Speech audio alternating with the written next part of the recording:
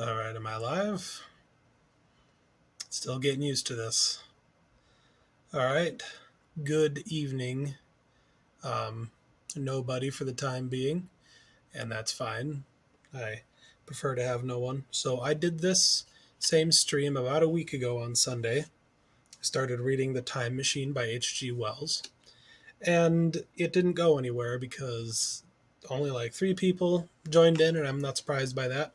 I'm just starting out. It was literally my first stream, and I intended to record it because I was going to make a compilation of these and post them on my blog later on, but I did not have the save video um, setting turned on in Twitch. That gave me some time to do some things like create a backdrop and some other things, kind of get used to how Twitch works a little better, improve my setup overall. And now here I am now on a Friday night, 11 p.m. here Central Time in Wisconsin. And for anyone who joins in, I hope you enjoy a little bit of classic literature. I myself am a fantasy author. I live in uh, I live in the state of Wisconsin, which has a bit of a literary history to it. There's been a few famous authors that have come from here, and I'd love to join that lineage someday. My fantasy book that I just titled is called Withered Kingdom, and it is a story of an angel who has lost all of the memories of his previous life. And as he kind of makes his way through a world at war, a medieval fantasy world, he discovers I should say he becomes friends with a half giant and discovers his own magical power. And my cat is bothering me right now. That's why I'm looking down. And this angel eventually learns that the true focus of his destiny isn't what he originally thought. So that book is called Withered Kingdom. It is available on Amazon right now for $12 as a paperback and $3.99 as a Kindle ebook. Published it through Kindle Direct Publishing, and I hope to publish a lot more books in the series very soon. This is Jack. Uh, he just kind of makes himself known when he wants to. It's going to make it harder to read, but he's been very curious ever since I set up my new streaming setup here with my purple screen behind me. My webcam seems to pick up everything in slightly purplish tones anyway, so I guess it works out. Jack also has one eye, as you can see. He looks right at the camera there. Look at that. Yeah, don't know how he lost it. He already had it when we adopted him. He's very cuddly and very affectionate, and he loves to get in my way and make things hard to do. But he can't go on my desk. Nope. Can't do that. So, I'm losing focus, apparently. I think that's Jack's fault. But I'm going to attempt to read some more. Starting over, just from the beginning of the Time Machine, and I'll see how long I can last in one sitting without having to get up. Thank you, Jack. Let's see how things go. Maybe someone will join in and they just kind of want to fall asleep, and maybe my voice will be dull and boring enough for that to happen. Anyway, here goes. The Time Machine, Chapter 1.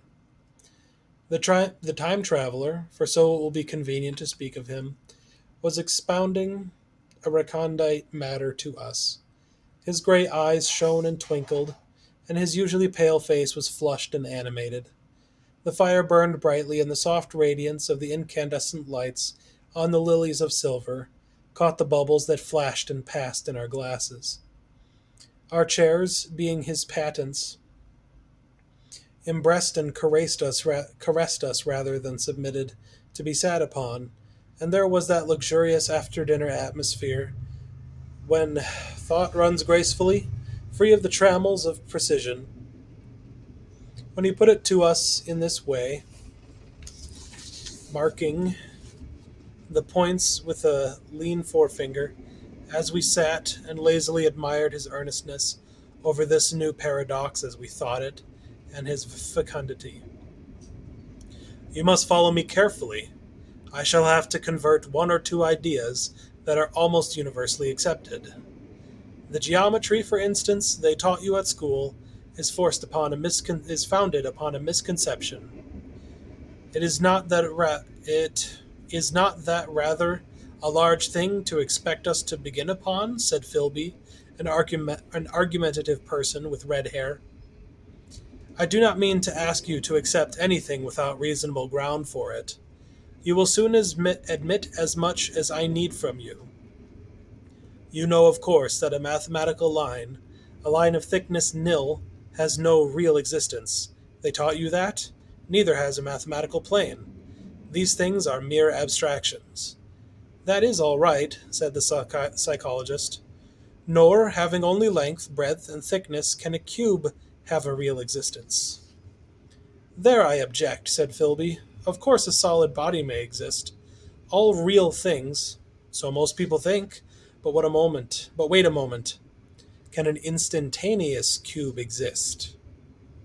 Don't follow you, said Philby.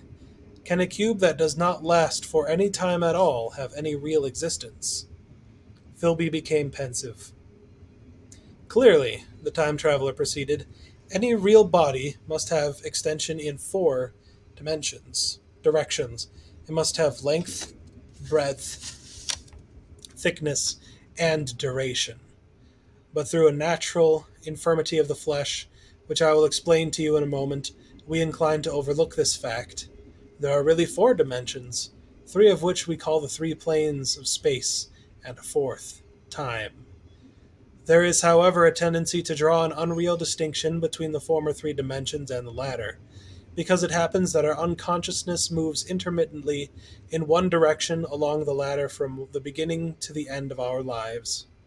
That, said a very young man, making spasmodic efforts to relight his cigar over the lamp, that very clear indeed.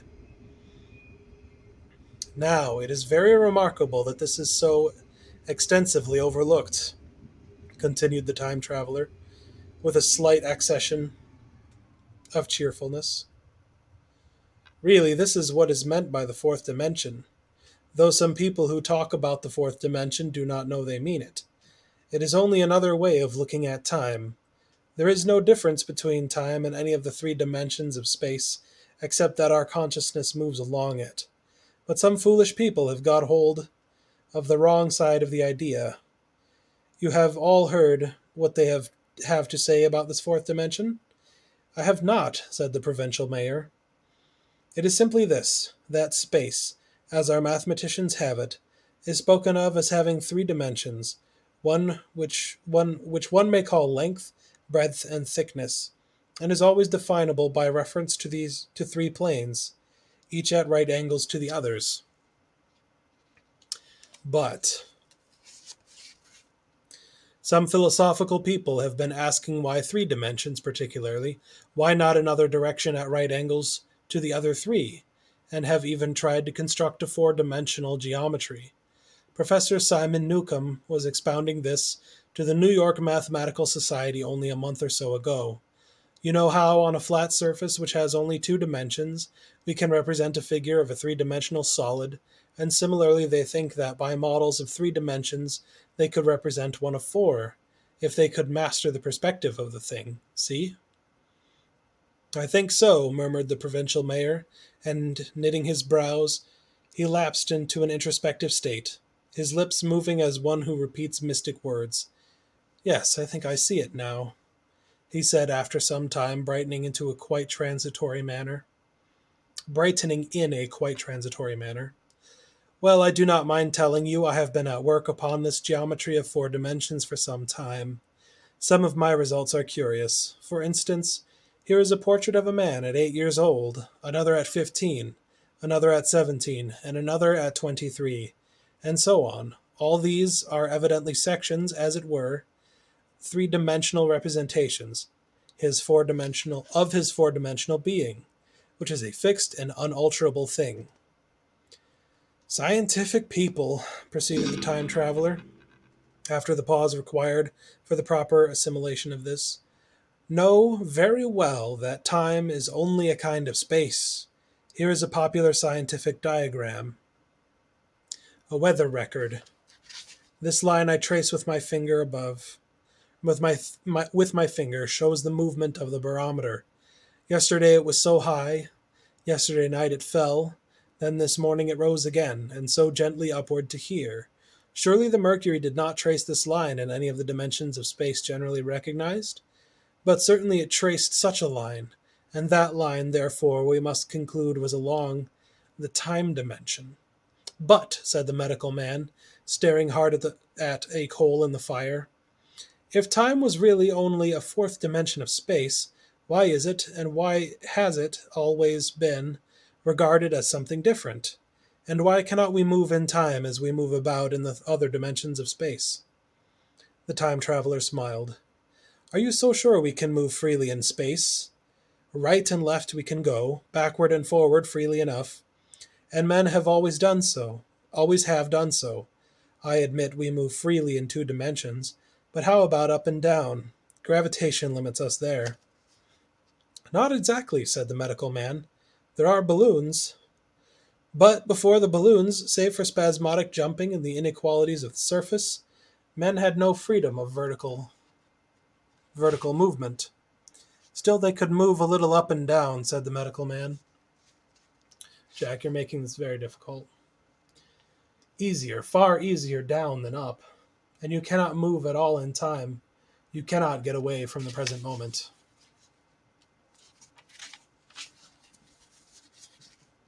My dear sir, that is just where you are wrong. That is just where the whole world has gone wrong. We are always getting away from the present moment. Our mental existences, which are immaterial and have no dimensions, are passing along the three dimensions with a uniform velocity, from the cradle to the grave, just as we should travel down if we began our existence 50 miles above the Earth's surface. But the great difficulty is this, interrupted the psychologist. You can move about in all dimensions of space, but you cannot move about in time. That is the germ of my great discovery, but you are wrong to say that we cannot move about in time. For instance, if I am recalling an incident very vividly, I go back to the instant of its occurrence. I become absent-minded, as you say.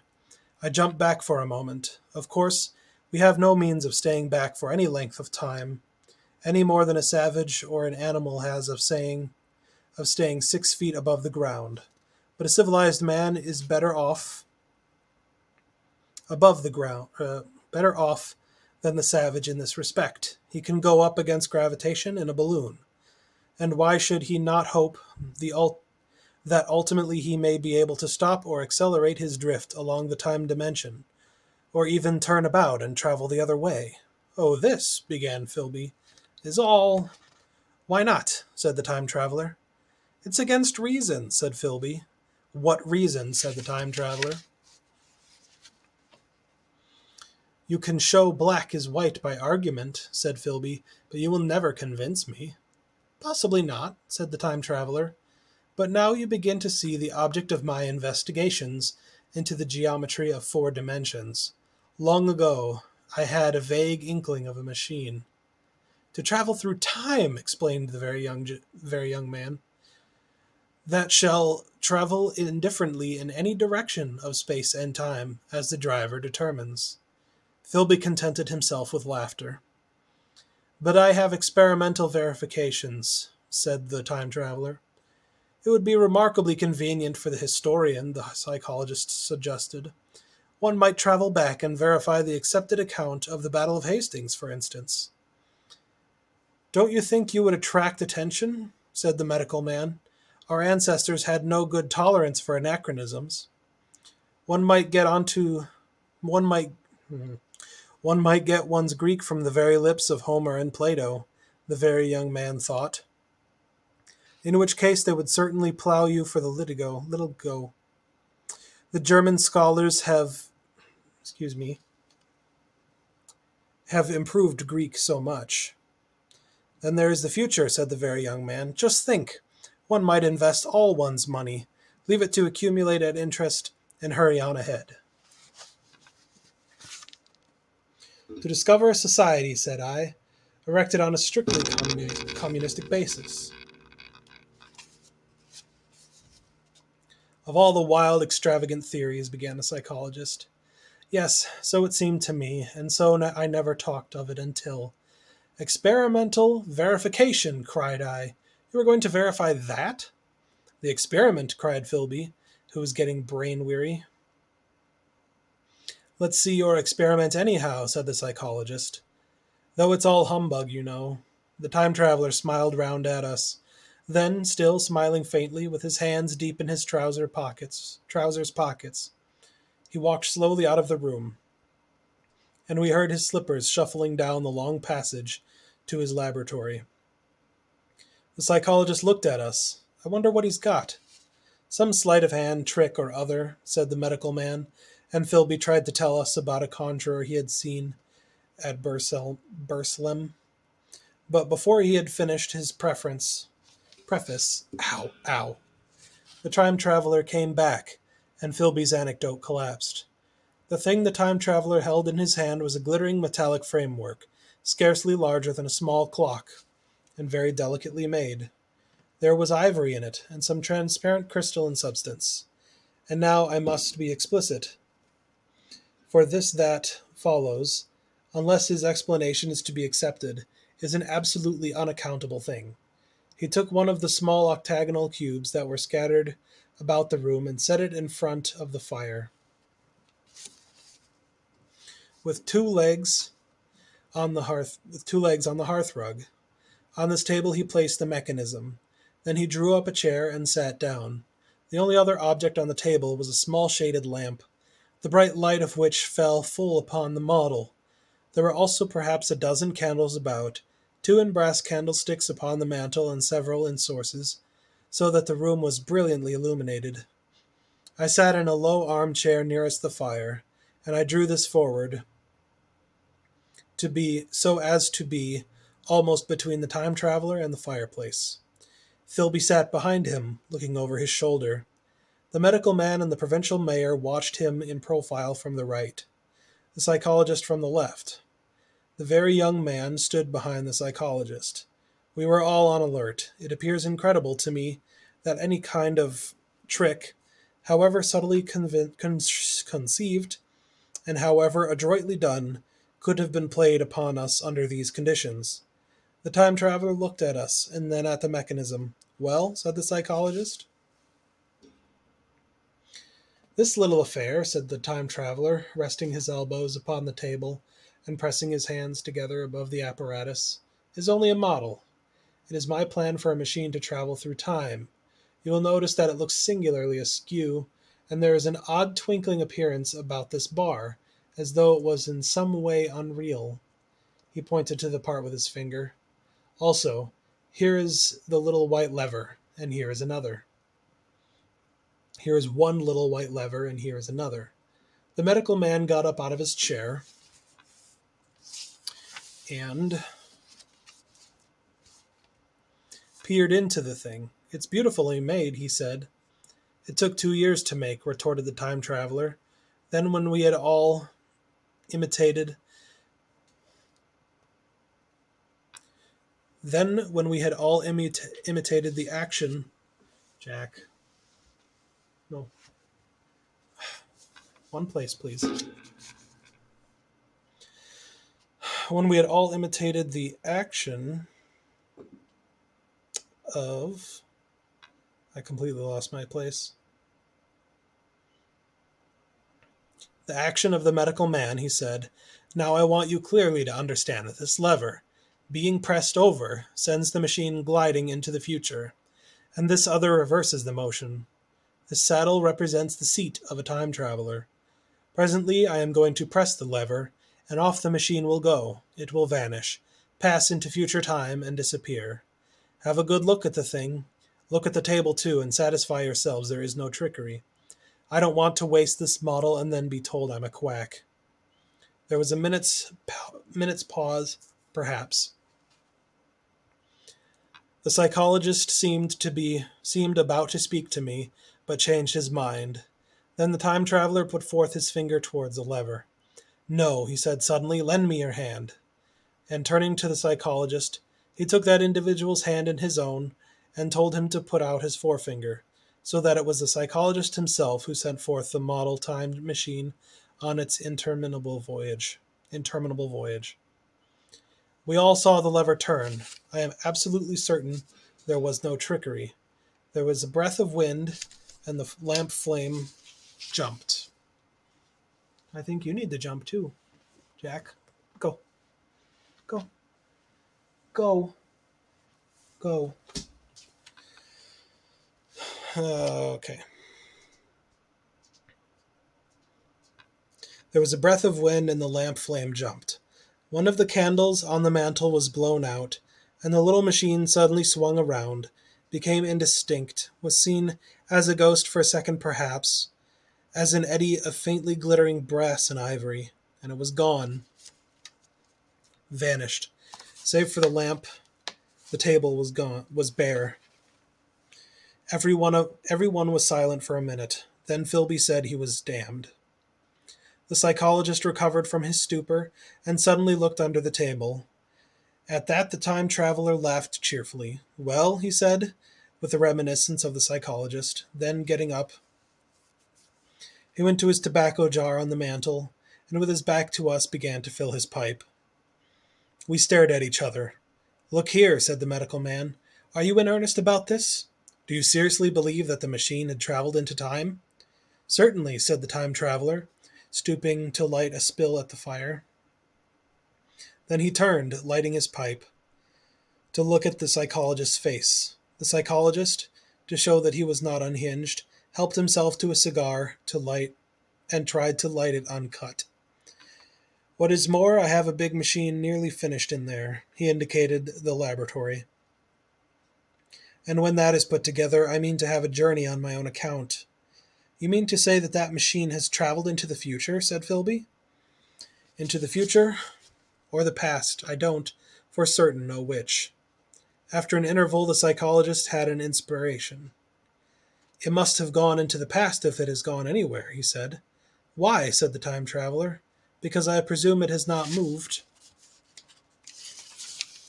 in space, and if it traveled into the future, it would still be here all this time, since it must have traveled through this time. But, said I, if it traveled into the past, it would have been visible when we came into this room, and last Thursday when we were here, and the Thursday before that, and so forth.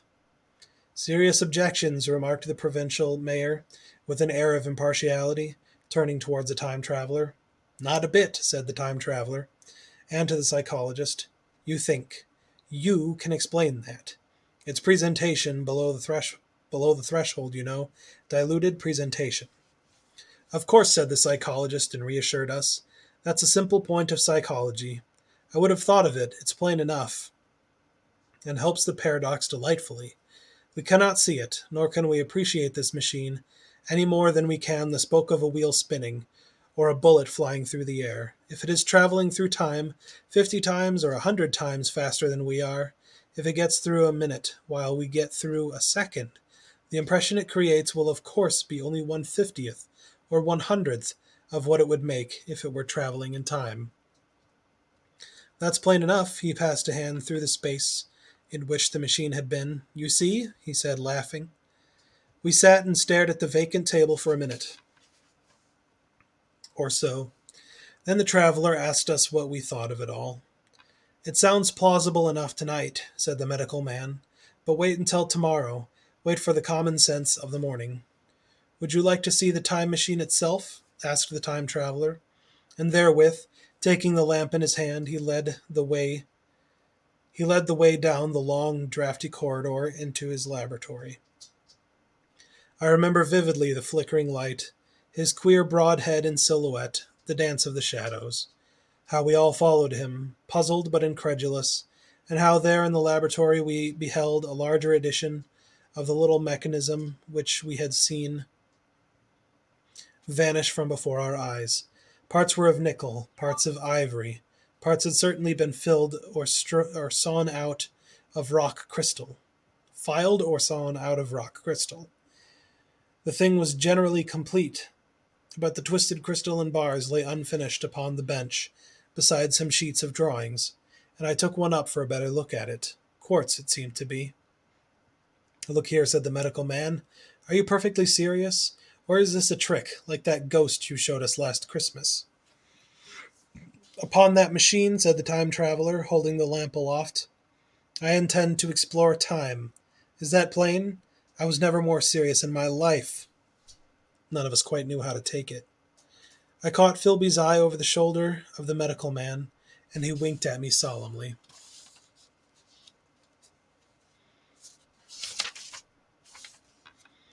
So that is the end of the first chapter. Um, I don't know how many people have tuned in so far. I just see one viewers. I don't know if there's someone active right now, but hi if you are. I need some water. Reading takes a lot out of me, apparently. So I will mute my mic and be right back.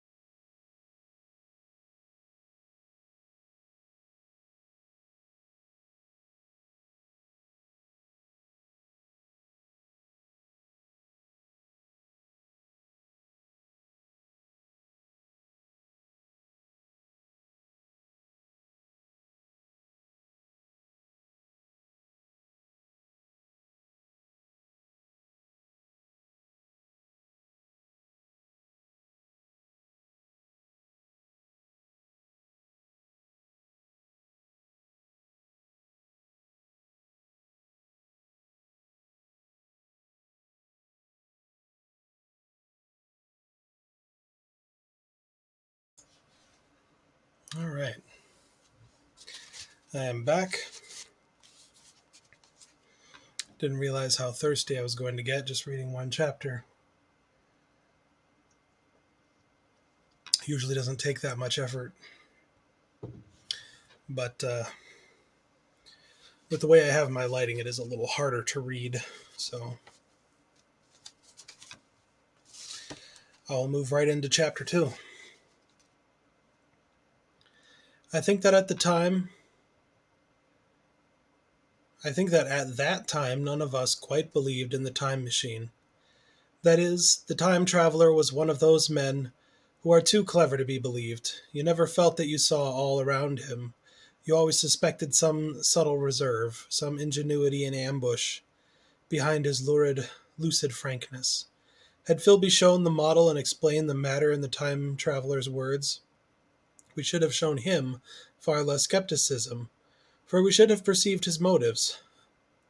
A pork butcher could understand Philby, but the time traveler had more than a touch of whim among his elements, and we distrusted him. Things that would have made the fame of a less clever man seemed tricks in his hands. It is a mistake to do things too easily. The serious people who took him seriously never felt quite sure of his deportment. They were somehow aware that trusting their reputations for judgment with him was like furnishing a nursery with eggshell china. So I don't think any of us said very much about time traveling in the interval between that Thursday and the next. Though its odd potentialities ran, no doubt, in most of our minds, its plausibility, that is, its practical incredibleness, the curious possibilities of anachronism, and of utter confusion it suggested. For my own part, I was particularly preoccupied with the trick of the model, that I remember discussing with the medical man whom I met on Friday at the Linnean. He said he had seen a similar thing at Tübingen and laid considerable stress on the blowing out of the candle, but how the trick was done he could not explain. The next Thursday I went again to Richmond. I suppose I was one of the time traveler's most constant guests, and having arrived late, found 4 or 5 men already assembled in his drawing room. The medical man was standing before the fire with a sheet of paper in one hand, and his watch in the other. I looked round for the time traveler, and "It's 7:30 now," said the medical man. "I suppose we'd better have dinner." "Where's blank?" said I, naming our host. "You've just come? It's rather odd. He's unavoidably detained. He asked me in this note to lead off with dinner at 7 if he's not back. Says he'll explain when he comes." "It seems a pity to let the dinner spoil," said the editor of a well-known daily paper, and thereupon the doctor rang the bell. The psychologist was the only person besides the doctor and myself who had attended the previous dinner. The other men were blank, the editor aforementioned, a certain journalist, and another, a quiet, shy man with a beard, whom I don't know, and who, as far as my observation went, never opened his mouth all the evening. There was some speculation at the dinner table about the time traveler's absence, and I suggested time traveling, in a half-jocular spirit. The editor wanted that explained to him, and the psychologist volunteered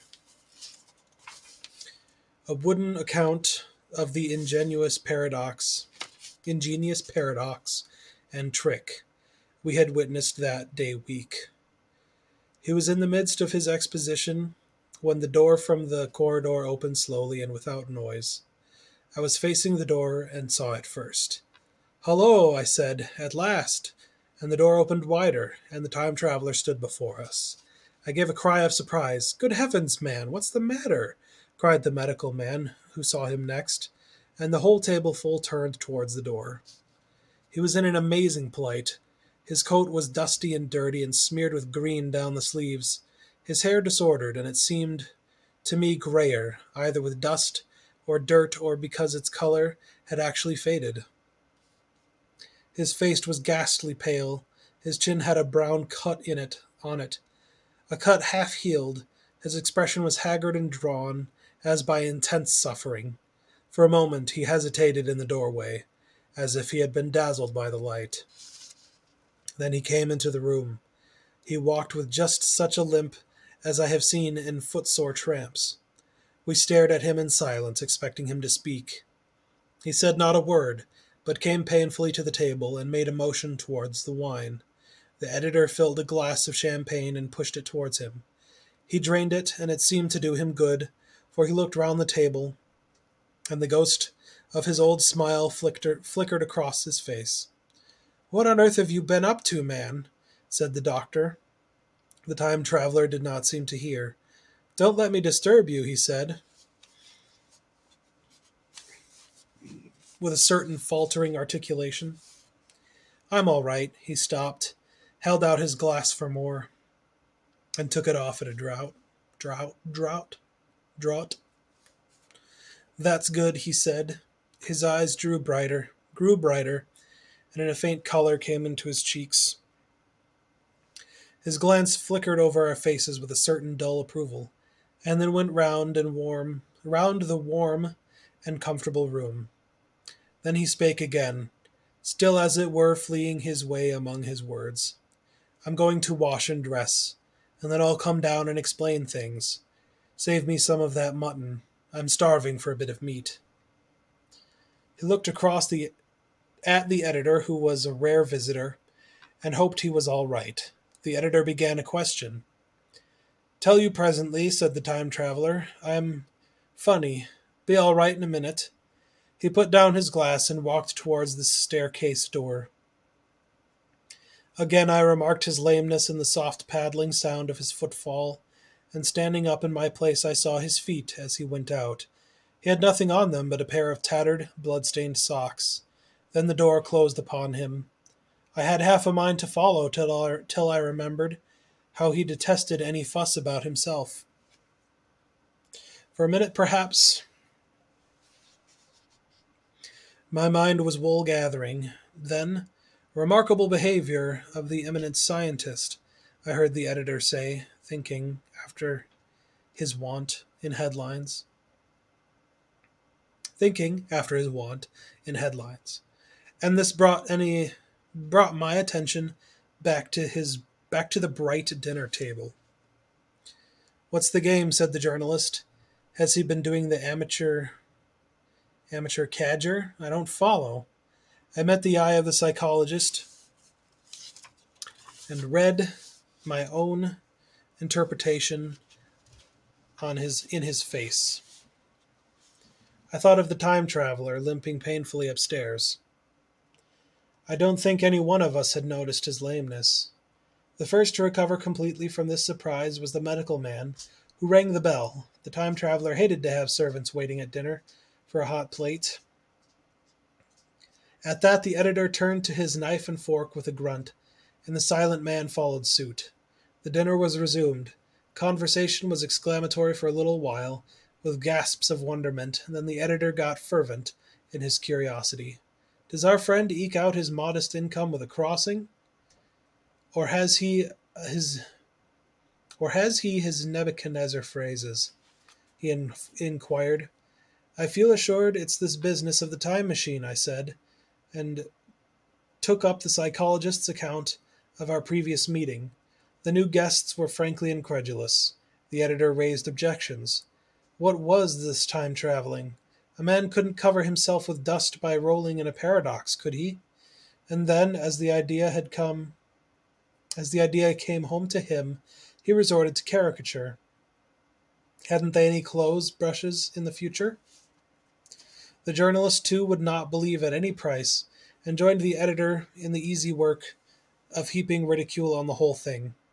They were both a new kind of journalist, very joyous, irreverent young men.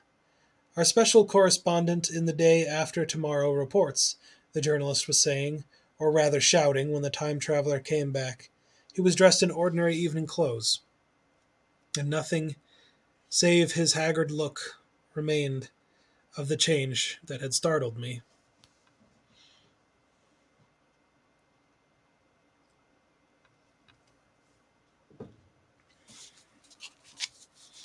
I say, said the editor hilariously, these chaps here say you have been traveling into the middle of next week.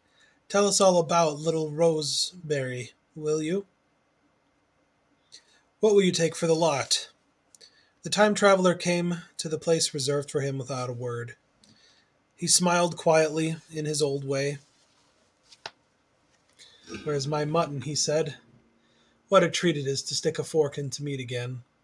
Story, cried the editor. Story be damned, said the time traveler. I want something to eat. I won't say a word until I get some peptone into my arteries. Thanks. And the salt. One word, said I. Have you been time traveling? Yes, said the time traveler, with his mouth full, nodding his head. I'd give a shilling a line for a verbatim note, said the editor. The time traveler pushed his glass toward the silent man and rang it with his fingernail, at which the silent man, who had been staring at his face, started convulsively and poured him wine. The rest of the dinner was uncomfortable. For my own part, sudden questions kept rising on my lips, and I dare to say it was the same with the others. The journalist tried to relieve the tension by telling anecdotes of Hetty Potter. The time traveler devoted his attention to his dinner and displayed the appetite of a tramp.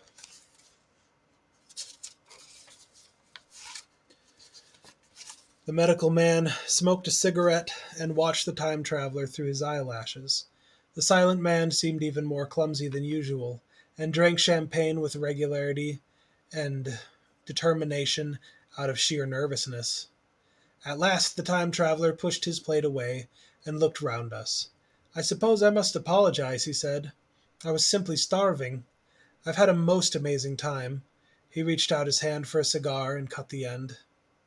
"But come into the smoking room. It's too long a story to tell over greasy plates." The ringing the bell in passing, he led the way into the adjoining room. "You have told blank and dash and choose about the machine," he said to me, leaning back in his easy chair and naming the three new guests. "But the thing's a mere paradox," said the editor. "I can't argue tonight. I don't mind telling you the story, but I can't argue. I will," he went on, "tell you the story of what has happened to me, if you like, but you must refrain from interruptions. I want to tell it. Badly. Most of it will sound like lying. So be it. It's true, every word of it, all the same. I was in my laboratory at 4 o'clock, and since then I have lived 8 days. Such days as no human being ever lived before. I'm nearly worn out, but I shan't sleep till I've told this thing over to you. Then I shall go to bed. But no interruptions. Is that agreed?" "Agreed," said the editor, and the rest of us echoed agreed. And with the time traveler began his story as I set it forth. He sat back in his chair at first and spoke like a weary man. Afterwards he got more animated. In writing it down I feel with only too much keenness the inadequacy of pen and ink, and, above all, my own inadequacy to express its quality. You read, I will suppose, attentively enough, but you cannot see the speaker's white, sincere face in the bright circle of the little lamp, nor hear the intonation of his voice. You cannot know how his expression followed the turns of his story. Most of us hearers were in the shadow, for the candles in the smoking room had not been lighted, and only the face of the journalist and the legs of a silent man and the knees downward were illuminated. At first we glanced now and again at each other. After a time we ceased to do that and looked only at the time traveler's face. There's the end of the second chapter. My cat is again attempting to cause trouble. We'll see how that goes.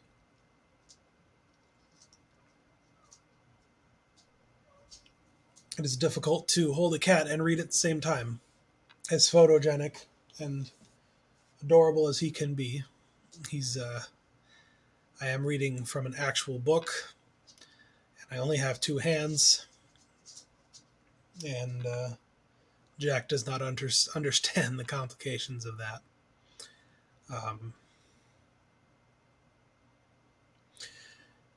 this is an interesting book, I think.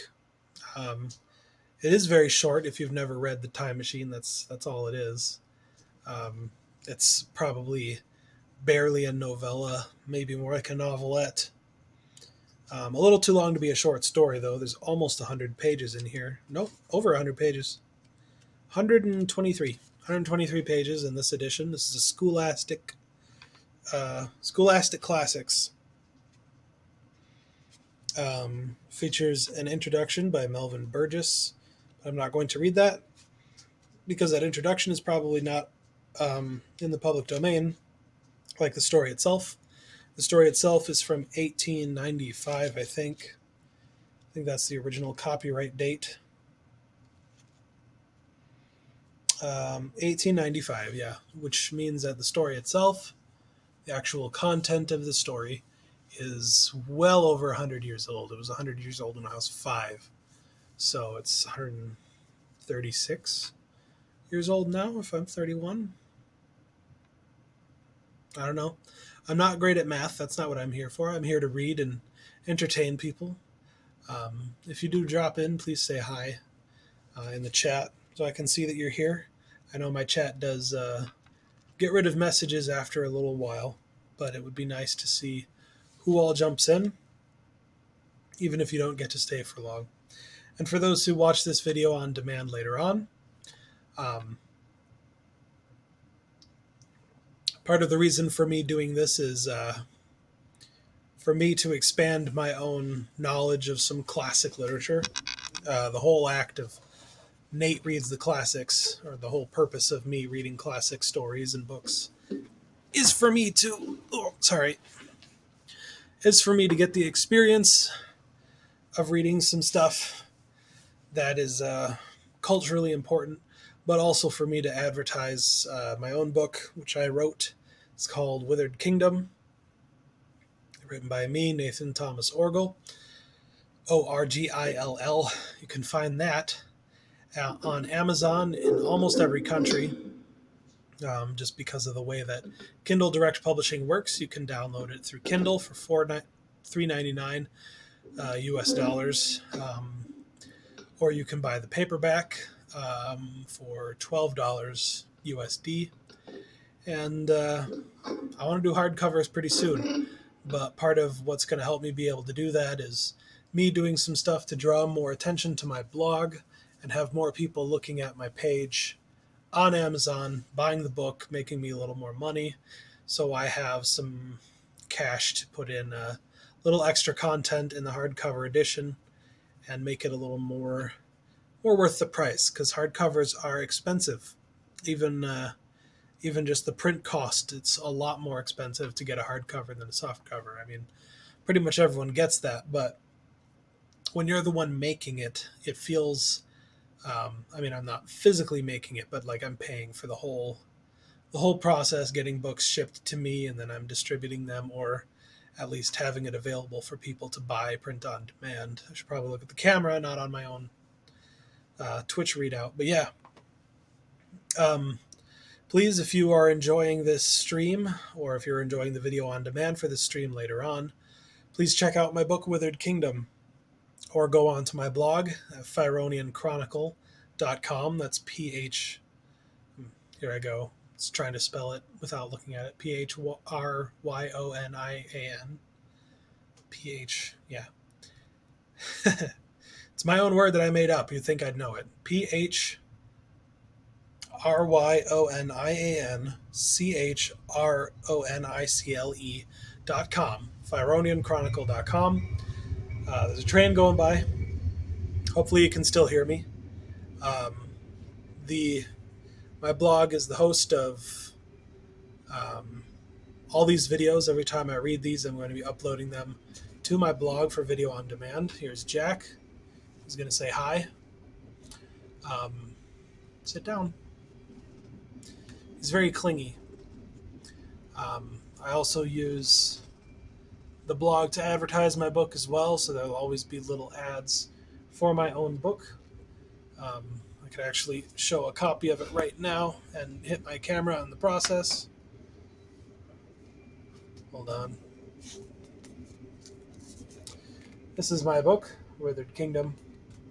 As you can see there, it is part of a series, but none of the other books have been published yet. Nathan Thomas Orgill, that's my name. It's not a pen name. I did consider a pen name for a while, but I realized that I would rather just try to do everything I can to make my writing as successful as possible under my own name. Maybe someday I'll do the Stephen King thing and make a pen name in order to, see how that changes, or if I decide to write a dramatically different style of story than what I've written in the past, that might be a good way to do it. Jack's looking at the camera for everybody. Jack is probably 5 years old, I want to say. 4 or 5.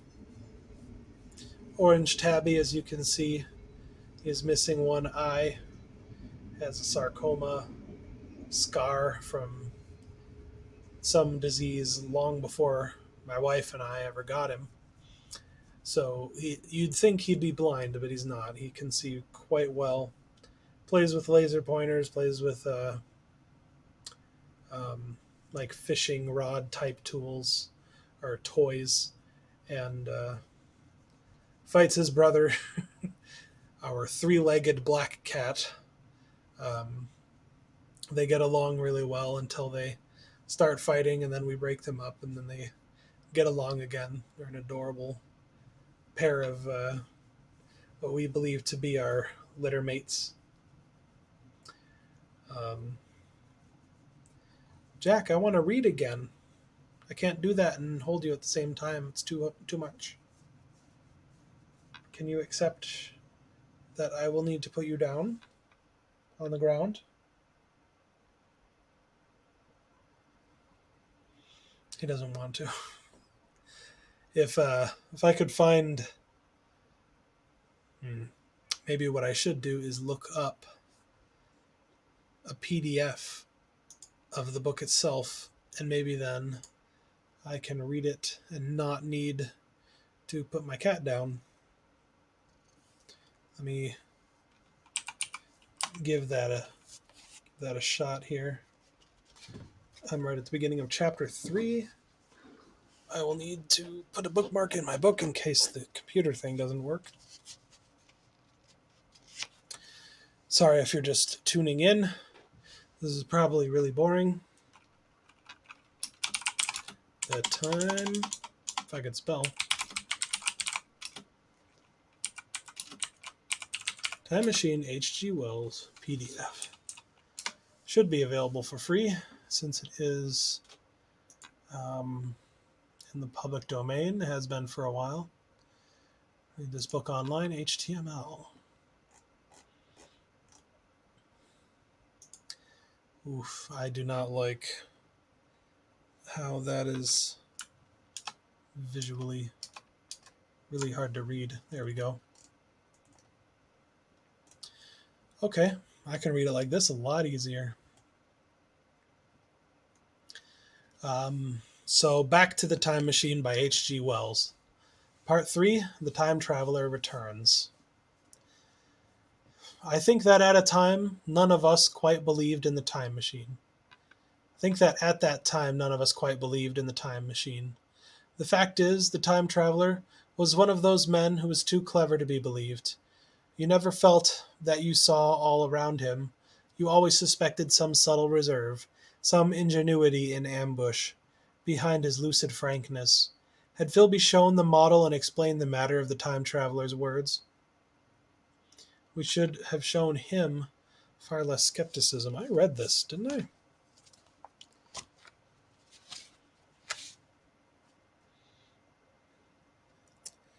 Huh, that's really weird. I definitely did read that. I told some of you last Thursday. Huh, weird. They are marked differently between online and the Scholastic edition. But part 4, according to the online version, part 3, according to the Scholastic version, is titled Time Traveling. I told some of you last Thursday of the principles of the time machine, and showed you of the actual thing itself, incomplete in the workshop. There it is now. A little travel-worn truly, and one of the ivory bars is cracked, and a brass rail bent, but the rest of it's sound enough. I expected to finish it on Friday, but on Friday, when the putting together was nearly done, I found that one of the nickel bars was exactly 1 inch too short, and this I had to get remade, so that the thing was not complete until this morning. It was at 10 o'clock today that the first of all the time machines began its career. I gave it a last tap, tried all the screws again, and put one more drop of oil on the quartz rod, and sat myself in the saddle. I suppose a suicide who holds a pistol to his skull feels much the same wonder at what will come next as I felt then. I took the starting lever in one hand and the stopping in the other, pressed the first, and almost immediately the second. I seemed to reel. I felt a nightmare sensation of falling, and looking around I saw the laboratory exactly as before. Had anything happened? For a moment I suspected that my intellect had tricked me.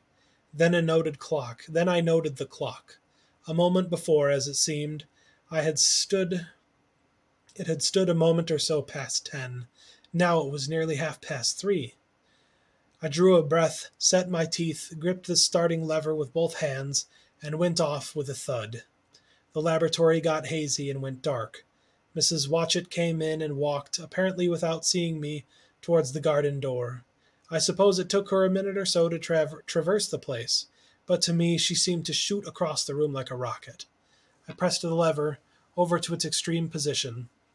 The night came like the turning out of a lamp, and in another moment came came tomorrow. The laboratory grew faint and hazy, then fainter and even fainter. Tomorrow night came black, then day again, night again, day again, faster and faster still.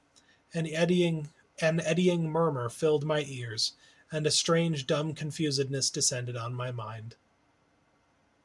I am afraid I cannot convey the peculiar sensations of time traveling. They are expressively unpleasant. There is a feeling exactly like that one has upon a switchback, of a helpless headlong motion. I feel the same horrible anticipation, too, of an imminent smash. As I put on pace, tonight followed day like a flapping of a black wing. The dim suggestion of the laboratory seemed presently to fall away from me, and I saw the sun hopping swiftly across the sky, leaping at every minute, and every minute marking a day. I supposed the laboratory had been destroyed and I had come into the open air. I had a dim impression of scaffolding, but I was already going too fast to be conscious of any moving things. The slowest snail that ever crawled dashed by, too fast for me. The twinkling sensation of darkness and light excessively painful to the eye. Then, in the imminent, intermittent darkness, I saw the moon spinning swiftly through her quarters from new to full, and had a faint glimpse of the circling stars. Presently, as I went on, still gaining velocity, the palpitation of night and day merged into one continuous grayness. The sky took on a wonderful deepness of blue, a splendid luminous color like that of early twilight. The jerking sun became a streak of fire, a brilliant arch in space, the moon a fainter fluctuating band, and I could see nothing of the stars, save now and then a brighter circle flickering in the blue. The landscape was misty and vague. I was still on the hillside upon which the house now stands, and the shoulder rose above me gray and dim. I saw trees growing and changing like puffs of vapor. Now brown, now green, they grew, spread, shivered, and passed away. I saw huge buildings rise up faint and fair, and pass like dreams. The whole surface of the earth seemed changed, melting and flowing under my eyes. The little hands upon the dials that registered my speed raced round faster and faster. Presently I noted that the sun belt swayed up and down, from solstice to solstice, in a minute or less, and that consequently my pace was over a year a minute, and minute by minute the white snow flashed across the world and vanished, and was followed by the brief green of spring. The unpleasant sensations of the start were less poignant now. They merged at last into a kind of hysterical exhilaration. I remarked, indeed, a clumsy swaying of the machine, for which I was unable to account, but my mind was too confused to attend it. So with a kind of madness growing upon me, I flung myself into futurity. At first I scarce thought of stopping, scarce thought of anything but these new sensations, but presently a fresh series of impressions grew up in my mind, a certain curiosity and therewith a certain dread, until at last they took complete possession of me. What strange developments of humanity, what wonderful advances upon our rudimentary civilization, I thought, might not appear when I came to look nearly into the dim, elusive world that raced and fluctuated before my eyes. I saw great and splendid architecture rising above me, more massive than any buildings of our own time, and yet, as it seemed, built of glimmer and mist. I saw a richer green flow up the hillside and remain there, without any wintry intermission. Even though the veil of my confusion, through the veil of my confusion, the earth seemed very fair. And so my mind came round to the business of stopping. The peculiar risk lay in the possibility of my finding some substance in the space which I or the machine occupied. So long as I traveled at a high velocity through time, this scarcely mattered. I was, so to speak, attenuated, was slipping like a vapor through the inters, interstices of intervening substances. But to come to a stop involved the jamming of myself, molecule by molecule, into whatever lay in my way, meant bringing my atoms into such intimate contact with those of the obstacle that a profound chemical reaction, possibly a far reaching explosion, would result, and blow myself and my apparatus out of all possible dimensions into the unknown. This possibility had occurred to me again and again while I was making the machine, but then I had cheerfully accepted it as an unavoidable risk, one of the risks a man has got to take. Now the risk was inevitable. I no longer saw it in the same cheerful light. The fact is that, insensibly, the absolute strangeness of everything, the sickly jarring and swaying of the machine, above all, the feeling of prolonged falling, has absolutely upset my nerves. I told myself that I could never stop, and with a gust of petulance, I resolved to stop forthwith. Like an impatient fool, I lugged over the lever, and incontinently the thing went reeling over, and I was flung headlong through the air. There was a sound of a clap of thunder in my ears. I may have been stunned for a moment. A pitiless hail was hissing round me, and I was sitting on soft turf in front of the overset machine. Everything still seemed gray, but presently I remarked that the confusion in my ears was gone. I looked round me. I was on what seemed to be a little lawn in a garden, surrounded by rhododendron bushes, and I noticed that their mauve and purple blossoms were dropping in a shower under the beating of the hailstones. The rebounding, dancing hail hung in a little cloud over the machine, and drove along the ground like smoke. In a moment I was wet to the skin. "Fine hospitality," said I, "to a man who has travelled innumerable years to see you." Presently I thought, what a fool I was to get wet.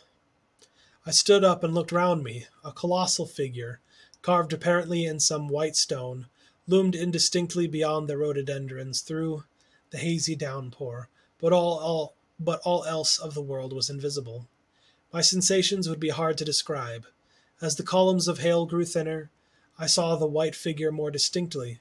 It was very large, for a silver birch tree touched its shoulder. It was of white marble, in shape something like a winged sphinx, but the wings, instead of being carried vertically at the sides, were spread so that it seemed to hover. The pedestal, it appeared to me, was of bronze, and was thick of verdigris.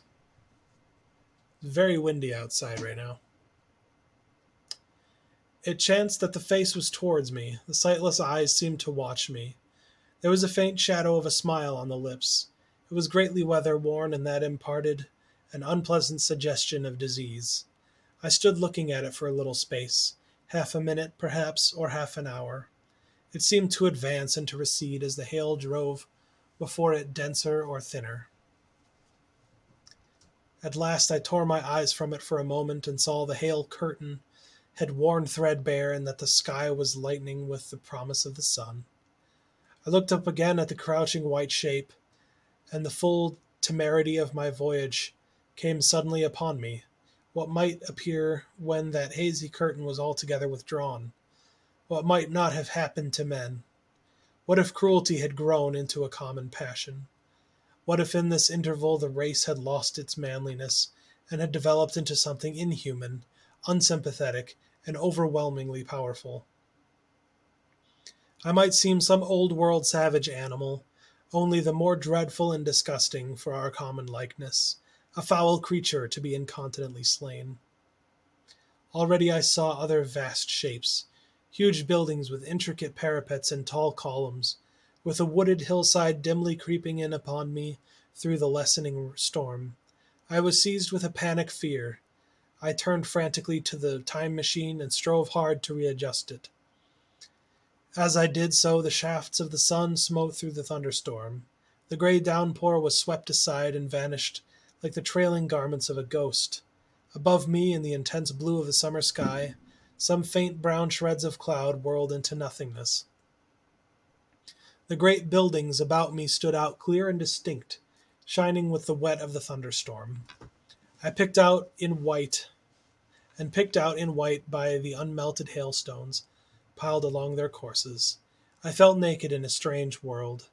I felt as perhaps a bird may feel in the clear air, knowing the hawk wings above will swoop. Knowing the hawk wings above and will swoop.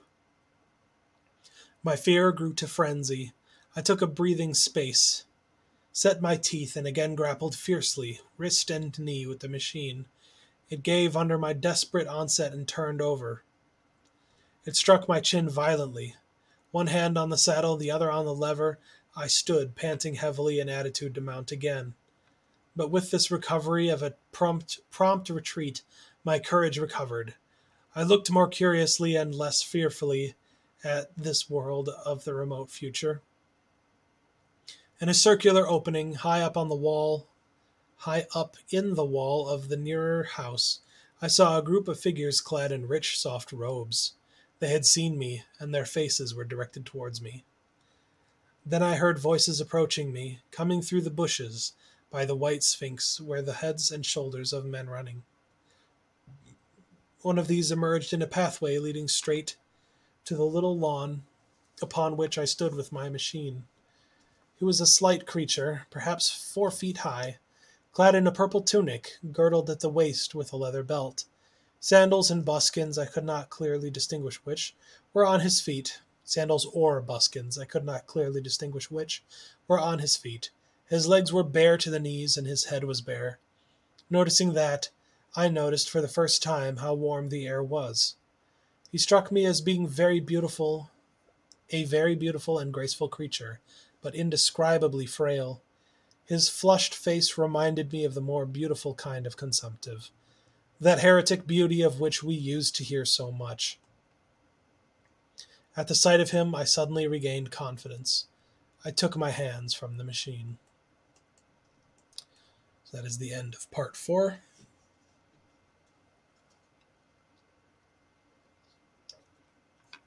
Thanks for listening along. If you are enjoying Nate Reads the Classics, please check out my fantasy novel, The Withered Kingdom, not The Withered Kingdom, Withered Kingdom, by me, Nathan Thomas Orgel. It is available on Amazon as an ebook for, in US prices, US dollar prices, $3.99 as an ebook, or $12 for the paperback. There will be a hardcover coming soon, and I will probably be able to record an audiobook as well. I'd love to come out with some merch. I have a lot of plans, but for now, if you can support me, please do so by buying my book in whatever format you can, whatever preference you have, and visit my blog, phyronionchronicle.com, PHYRONIANCHRONICLE.com, phyronionchronicle.com. My blog is on there. I will be putting these videos, every Nate Reads the Classics episode, into a post on there. And I have tons of links to how to find my book and my other social media accounts where you can like, comment, subscribe, follow, etc., etc. All the things the YouTubers and the interneter people will tell you to do. They really do helps create greater online exposure, and helps your friends find out about the things that you've discovered, like Nate Reads the Classics. Again, if you're wondering who this cat is, this is Jack. He is a very affectionate boy, and he really likes when I rub my chin on his head, apparently. And he has not let go for almost a half hour now. He is been with me most of this stream, and he probably will stay with me for most of this stream as well, even though he's licking his own paws very loudly in my left ear. Anyway, going back to The Time Machine by H.G. Wells, Part 5, according to the Gutenberg Press, or Gutenberg.org PDF or HTML version, Part 5 is called In the Golden Age. That's probably going to be called Part 4 in the print version that I have, because the numbering is different. I still don't know why that is. I was thinking about it while I was reading it, and it doesn't quite make sense. Guess I was wrong. Jack had enough. Sorry, I'm going to adjust how I'm sitting here, and then I'll get back to reading. Let's see here. Am I more... Whoa. Try to get myself more centered for the camera. That makes it worse. That makes it better. All right. So Part 5, In the Golden Age. In another moment, we were standing face to face, I and this fragile thing out of futurity. He came straight up to me and laughed into my eyes. The absence from his bearing of any sign of fear struck me at once. Let me readjust my camera there again. Struck me at once. He then turned to the two others who were following him and spoke to them in a strange and very sweet and liquid tongue.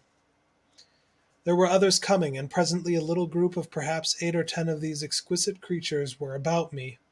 One of them addressed me. It came to my head, oddly enough, that my voice was too harsh and deep for them. So I shook my head and, pointing to my ears, shook it again. He came a step forward, hesitated, and then touched my hand. Then I felt other soft little tentacles upon my back and shoulders. They wanted to make sure I was real. There was nothing in this at all alarming. Indeed, there was something in these pretty little people that inspired confidence, a graceful gentleness, a certain childlike ease, and besides, they looked so frail that I could fancy myself flinging the whole dozen of them about like ninepins. But I made a sudden motion to warn them when I saw their little pink hands feeling at the time machine. Happily then, when it was not too late, I thought of a danger I had hitherto forgotten, and reaching over the bars of the machine, I unscrewed the little levers that would set it in motion, and put these in my pocket. Then I turned again to see what I could do in the way of communication. And then, looking more nearly into their features, I saw some further peculiarities in their Dresden china type of prettiness. Their hair, which was uniformly curly, came to a sharp end at the neck and cheek. There was not the faintest suggestion of it on the face, and their ears were singularly minute. The mouths were small, with bright red, rather thin lips, and the little chins ran to a point. The eyes were large and mild, and, this may seem egotism on my part, I fancied even that there was a certain lack of the interest I might have expected in them. As they made no effort to communicate with me, but simply stood round me smiling and speaking in soft, cooing notes to each other, I began the conversation. I pointed to the time machine and to myself. Then, hesitating for a moment how to express time, I pointed to the sun.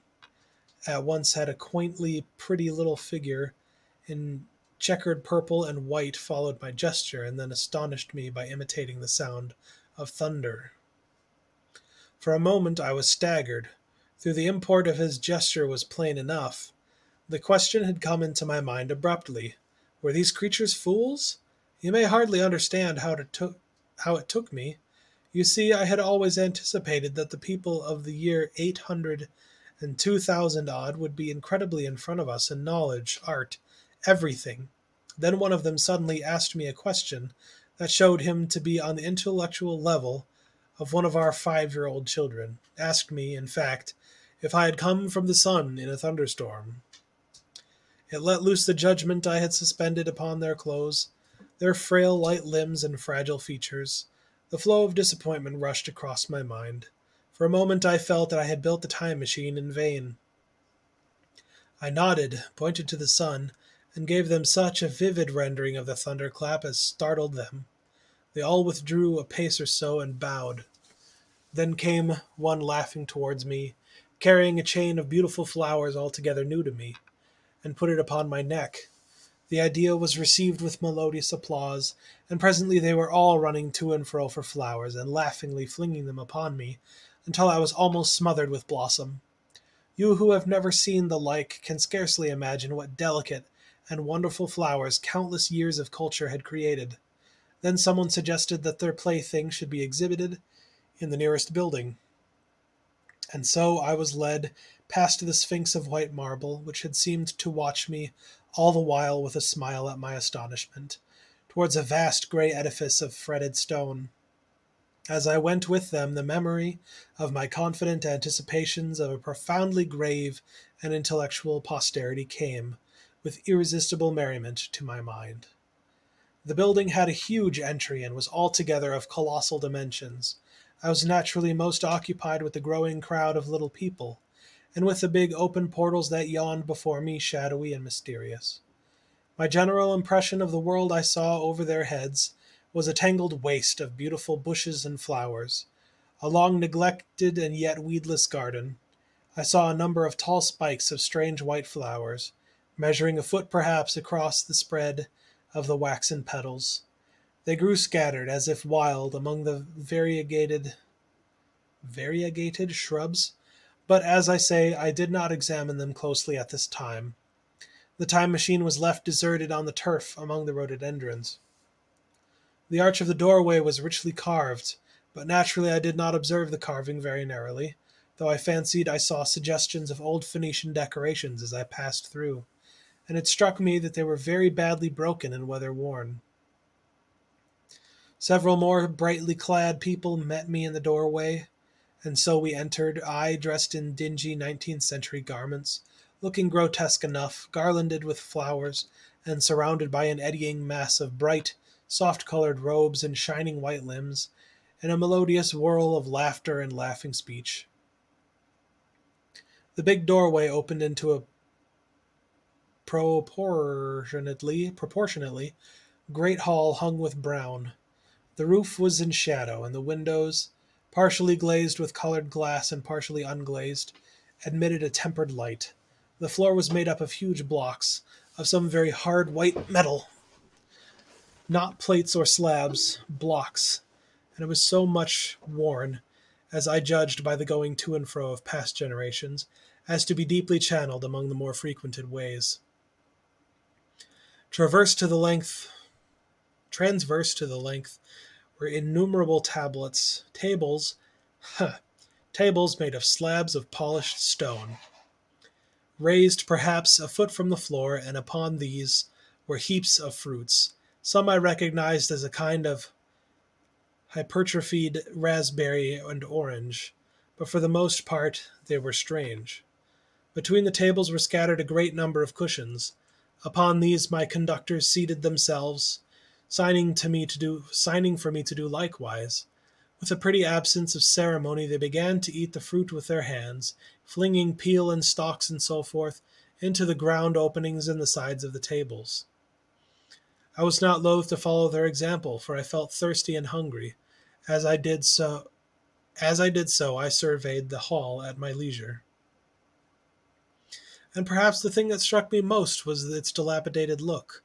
The stained glass windows, which displayed only a geometrical pattern, were broken in many places, and the curtains that hung across the lower end were thick with dust.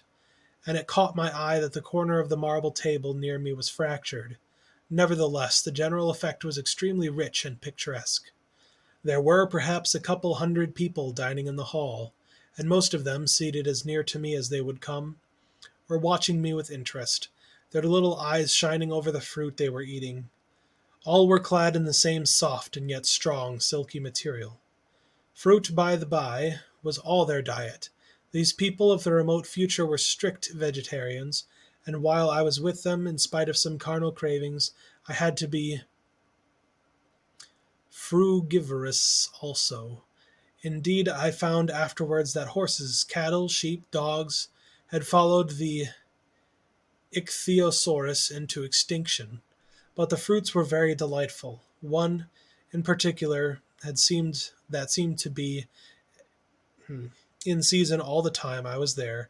A flowery thing in a three-sided husk was especially good, and I made it my staple. At first I was puzzled by all these strange fruits, and by the strange flowers I saw, but later I began to perceive their import. However, I am telling you of my fruit dinner in the distant future now.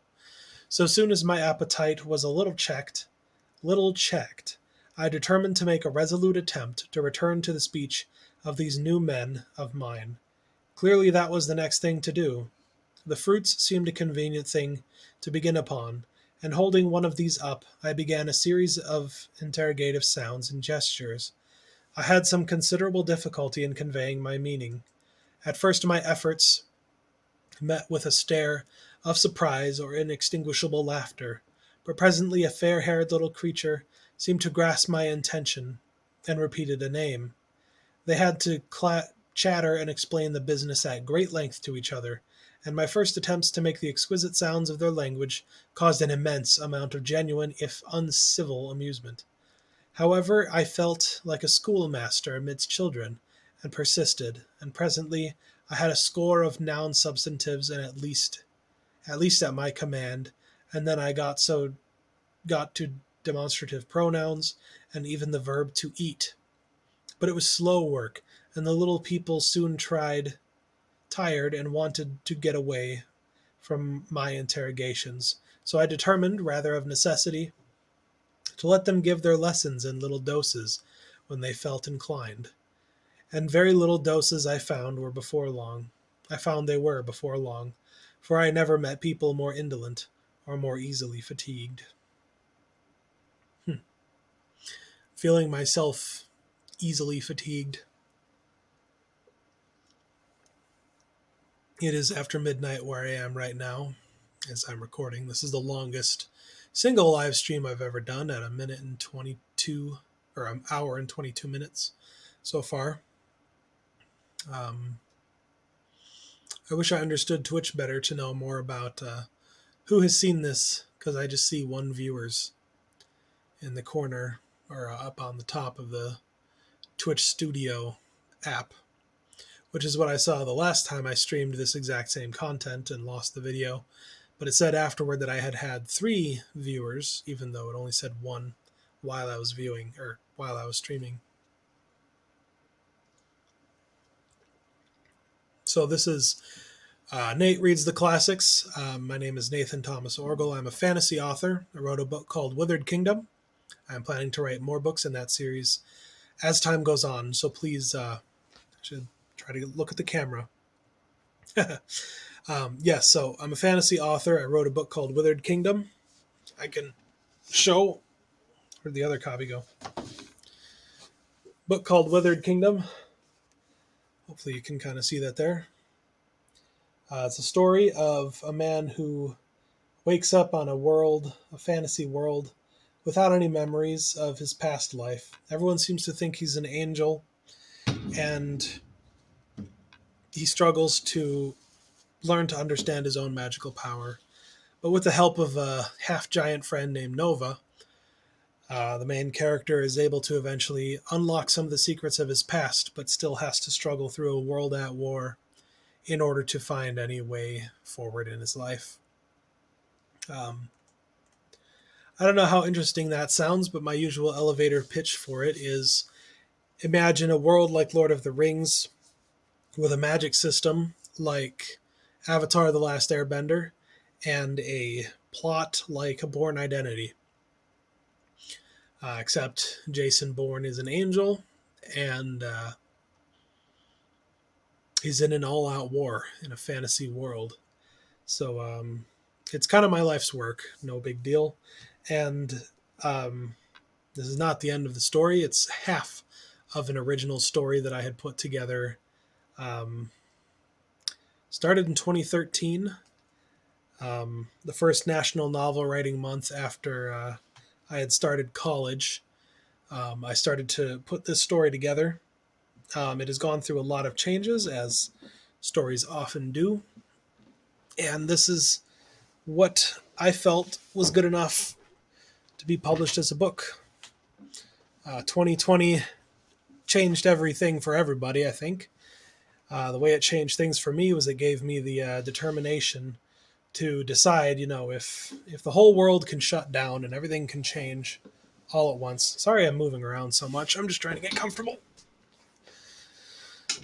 Sorry, if the whole world can change because of a virus and have everything shut down, um, completely divide the world even more than it had before, and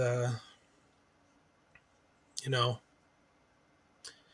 unfortunately, bring um, bring an end to so many lives in the process.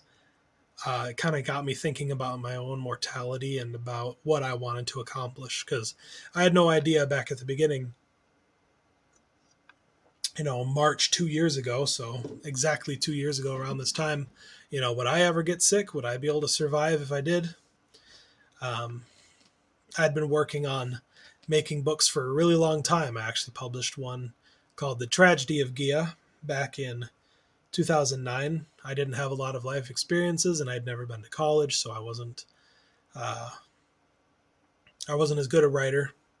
I wouldn't say I'm a great writer right now, but I have had a lot more life experiences and I have written a lot more. I have read a lot more, and I have changed things in my life to put myself on a more certain direction. Having been through 4 years of college, obtaining a degree in English with an emphasis on creative writing, I feel like my purpose is to write books.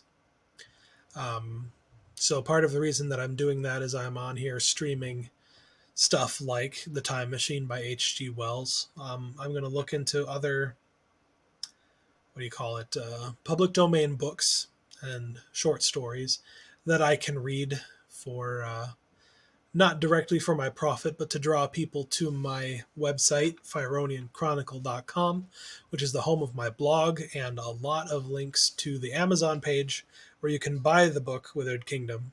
Withered Kingdom is available as an ebook and paperback right now.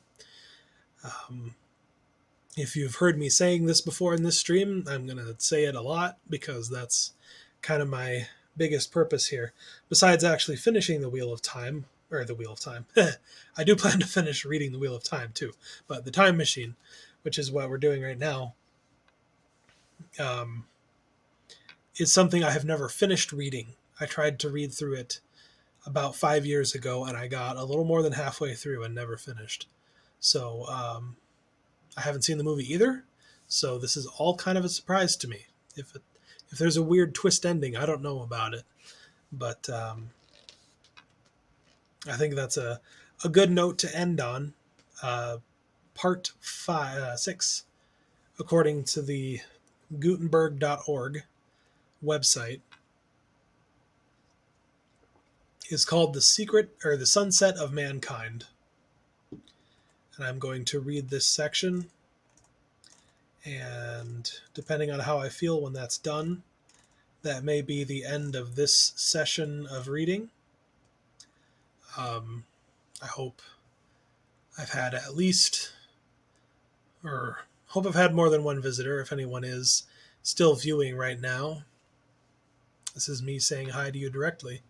I really appreciate the time you're taking, especially if it's 12:29 a.m. for you, like it is for me. Anyway, Part 6, The Sunset of Mankind. A queer thing I soon discovered about my little hosts, and that was their lack of interest. They would come to me with eager cries of astonishment, like children, but, like children, they would soon stop examining me and wander away after some other toy. The dinner and my conversational beginnings ended. I noted for the first time that almost all those who had surrounded me at first were gone. It is odd, too, how speedily I came to disregard these little people. I went out through the portal into the sunlight world again, as I stood as soon as my hunger was satisfied. I was continually meeting more of these men of the future, who would follow me a little distance, chatter and laugh about me, and having smiled and gesticulated in a friendly way, leave me again to my own devices. The calm of evening was upon the world as I emerged from the great hall, and the scene was lit by the warm glow of the setting sun. At first things were very confusing. Everything was so entirely different from the world I had known, even the flowers. The big building I had left was situated on the slope of a broad river valley, but the Thames had shifted perhaps a mile from its present position. I resolved to mount to the summit of a crest perhaps a mile and a half away, from which I could get a wider view of our planet in the year 800 and 2701 AD.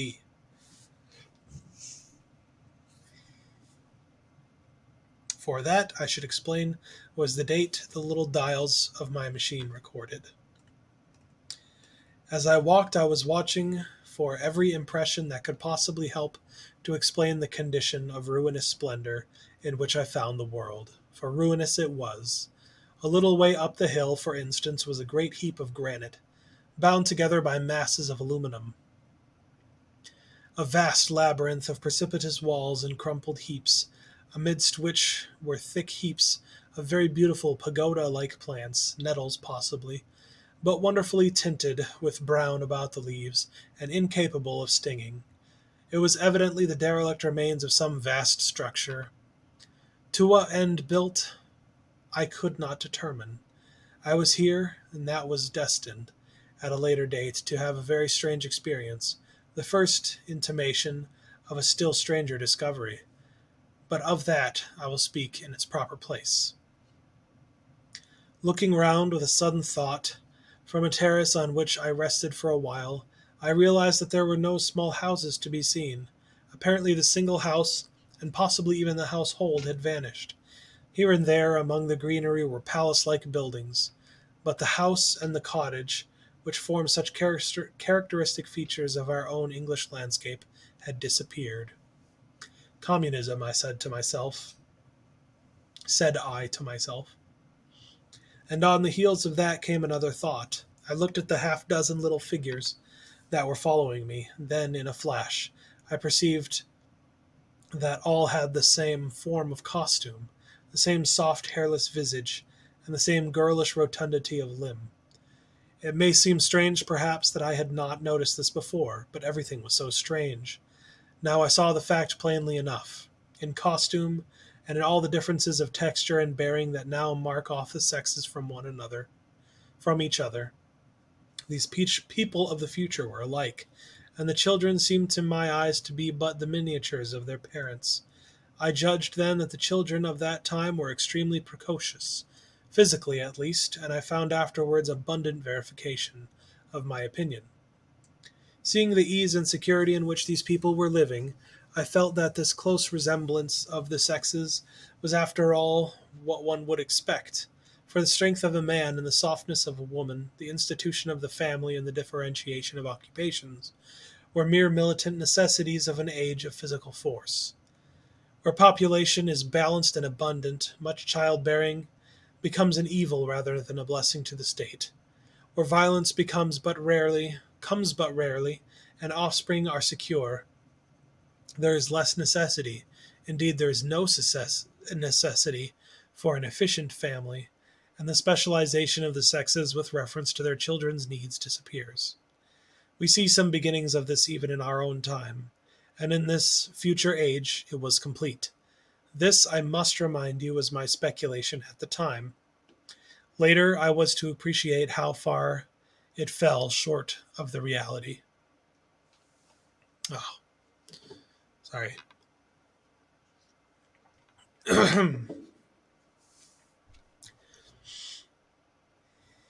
While I was musing upon these things, my attention was attracted by a pretty little structure, like a well under a cupola. I thought in a transitory way of the oddness of wells still existing, and then resumed the thread of my speculations. There were no large buildings toward the top of the hill, and as my walking powers were evidently miraculous, I was presently left alone for the first time. With a strange sense of freedom and adventure, I pushed up to the crest. There I found a seat of some yellow metal I did not recognize, corroded in places with a kind of pinkish rust, and half smothered in soft moss. The armrests cast and filed into the resemblance of griffins' heads. I sat down on it and I surveyed the broad view of our old world under the sunset of that long day. It was as sweet and fair a view as I have ever seen. The sun had already gone below the horizon, and the west was flaming gold, touched with some horizontal bars of purple and crimson. Below was the valley of the Thames, in which the river lay like a band of burnished steel. I have already spoken of the great palaces dotted about among the variegated greenery, some in ruins and some still occupied. Here and there rose a white or silvery figure in the waste garden of the earth. Here and there came the sharp vertical line of some cupola or obelisk. There were no hedges, no signs of proprietary rights, no evidences of architecture. The whole earth had become a garden. So, watching, I began to put my interpretation upon the things I had seen, and as it shaped itself to me that evening, my interpretation was something in this way. Afterwards, I found I had got only a half truth, or only a glimpse of one facet of the truth. It seemed to me that I had happened upon humanity upon a wane. The ruddy sunset set me thinking of the sunset of mankind. For the first time, I began to realize an odd consequence of the social effort in which we were at present engaged. And yet, come to think, it is a logical consequence enough. Strength is the outcome of need. Security sets a premium on feebleness. The work of ameliorating the conditions of life, the true civilizing process that makes life more and more secure, had gone steadily on to a climax. The triumph of a united humanity over nature had followed another. Things that are now mere dreams had become projects deliberately put in hand and carried forward, and the harvest was what I saw. After all, the sanitation and the agriculture of today are still in the rudimentary stage. The science of our time has attacked but a little department of the field of human disease. But even so, it spreads its operations very steadily and persistently. Our agriculture and horticulture destroy a weed just here and there to cultivate perhaps a score or so of wholesome plants, leaving the greater number to fight out a balance as they can. We improve our favorite plants and animals, and how few they are, gradually, by selective breeding. Now a new and better peach, now a seedless grape, now a sweeter and larger flower, now a more convenient breed of cattle. We improve them gradually because our ideals are vague and tentative. Our knowledge is very limited because nature, too, is shy and slow in our clumsy hands. Some day all this will be better organized, and still better. This is the drift of our current, in spite of the eddies. The whole world will be intelligent, educated, and cooperating. Things will move faster and faster towards the subjugation of nature. In the end, wisely and carefully, we shall readjust the balance of animal and vegetable life to suit our human needs. This adjustment, I say, must have been done, and done well. Done indeed for all time, excuse me, in the space of time across which my machine had leapt. The air was free from gnats, the earth from weeds or fungi. Everywhere the fruits and sweet and delightful flowers, brilliant butterflies flew hither and thither. The ideal of preventive medicine was attained. Diseases had been stamped out.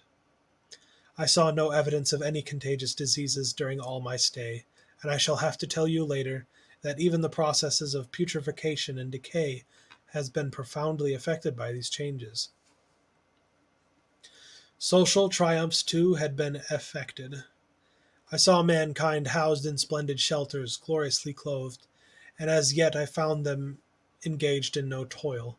There were no signs of struggle, neither social nor economical struggle. The shop, the advertisement, traffic, all the commerce which constitutes the body of our world was gone. There was natural on the sorry. It was natural on that golden evening that I should jump at the idea of a social paradise. The difficulty of increasing population had been met, I guessed, and population had ceased to increase. And with this change in condition comes inevitably adaptations to the change.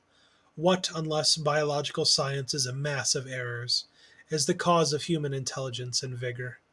Hardship and freedom, conditions under which the active, strong, and subtle survive, and the weaker go to the wall. Conditions that put a premium upon the royal alliance of capable men, upon self restraint, patience, and decision, and the institution of the family, and the emotions that arise therein, the fierce jealousy, the tenderness for offspring, parental self devotion, all found their justification and support in the imminent dangers of the young. Now, where are these imminent dangers? There is a sentimental arising, and it will grow, against connubial jealousy, against fierce maternity, against passion of all sorts, unnecessary things now, and things that make us uncomfortable, savage survivals, discords in a refined and pleasant life. I thought of the physical slightness of the people, their lack of intelligence, and those big, abundant ruins, and it strengthened my belief in a perfect conquest of nature. For after the battle comes quiet. Humanity had been strong, energetic, and intelligent, and had used all its abundant vitality to alter the conditions under which it lived, and now came the reaction of the altered conditions. Under the new conditions of a perfect comfort and security, that restless energy that with us is strength would become weakness. Even in our own time, certain tendencies and desires, once necessary to survival, are a constant source of failure. Physical courage and the love of battle, for instance, are no great help. They may be hindrances to a civilized man. And in a state of physical balance and security, power, intellectual as well as physical, would be out of place. For countless years I judged there had been no danger of war or solitary violence, no danger from wild beasts, no wasting disease to require strength of constitution, no need of toil. For such a life, what we should call the weak are as well equipped as the strong, are indeed no longer weak. Better equipped indeed they are, for the strong would be fretted by an energy for which there was no outlet. No doubt the exquisite beauty of the buildings I saw was the outcome of the last surgings of the now purposeless energy of mankind, before it settled down into perfect harmony with the conditions under which it lived. The flourish of that triumph began the last great peace. This has ever been the fate of energy and security. It takes to art and to eroticism, and then come languor and decay. Even this artistic impetus would at last die away. I had almost died in the time I saw. To adorn themselves with flowers, to dance, to sing in the sunlight, so much was left of the artistic spirit, and no more.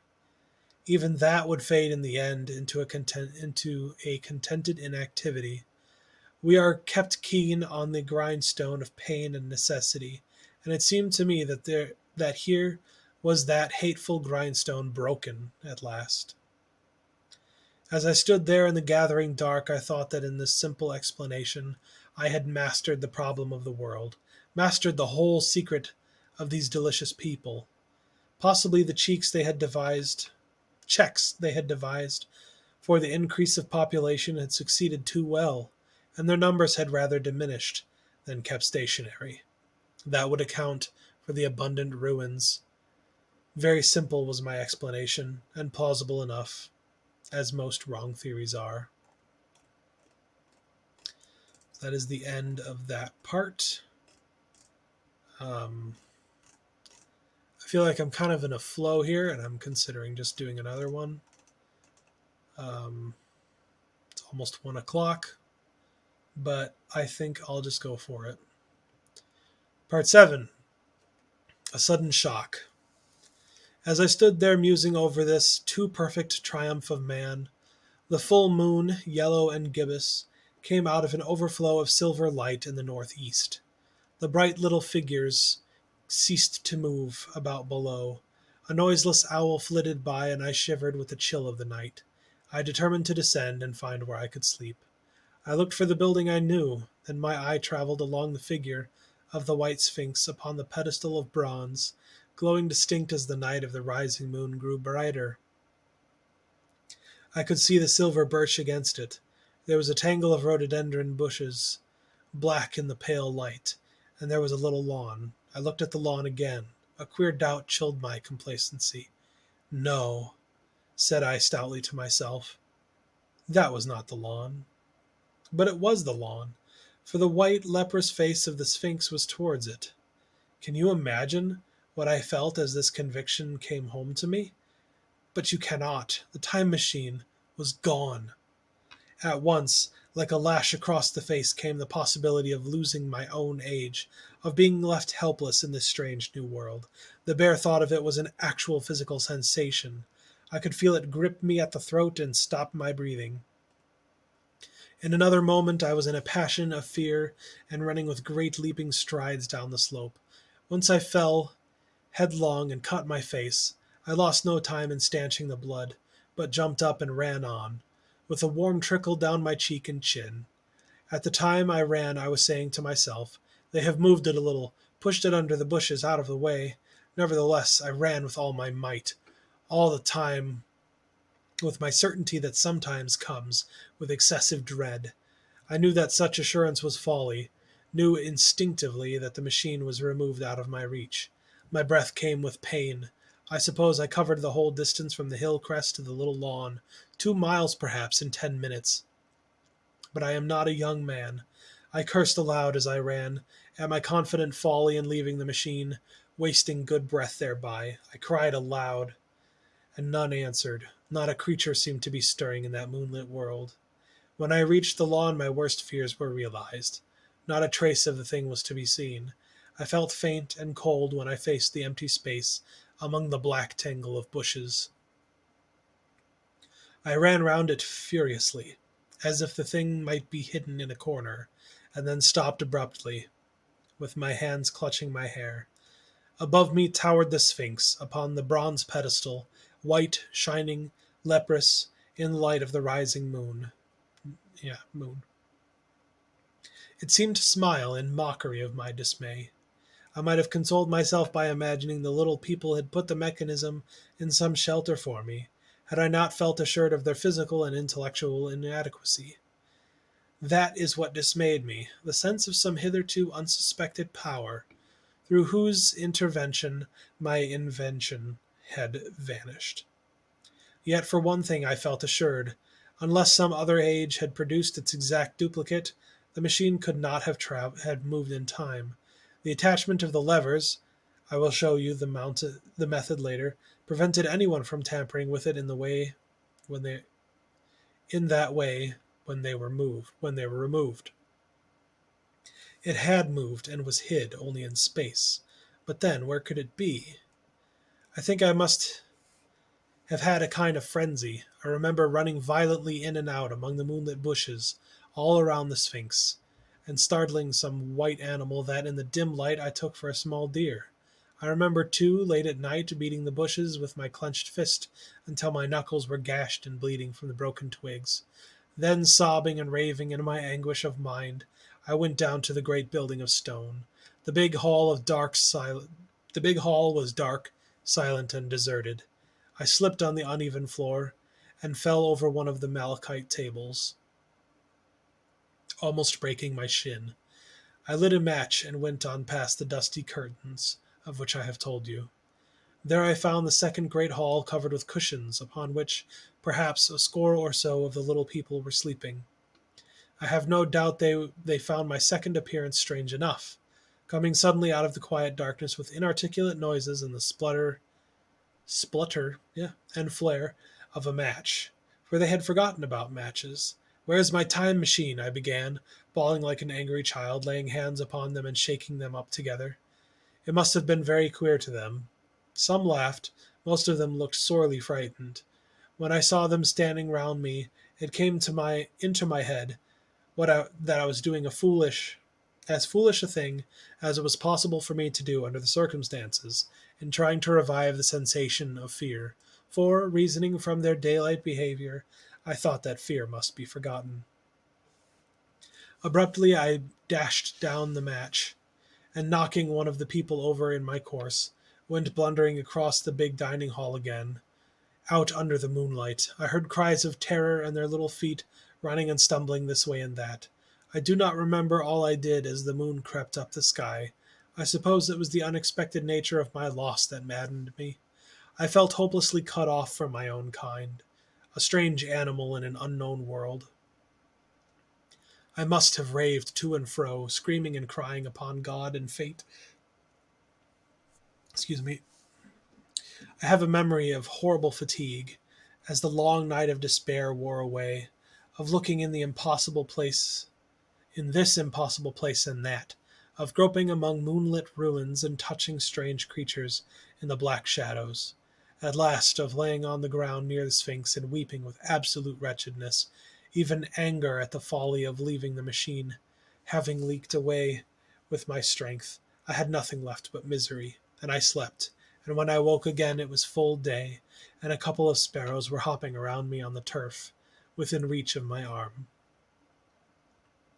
I sat up on the freshness of the morning, trying to remember how I had got there, and why I had such a profound sense of desertion and despair. Then things came clear in my mind. With the plain, reasonable daylight, I could look up my circumstances fairly in the face. I saw the wild folly of my frenzy overnight, but I could reason with myself. Suppose the worst, I said. Suppose the machine altogether lost, perhaps destroyed?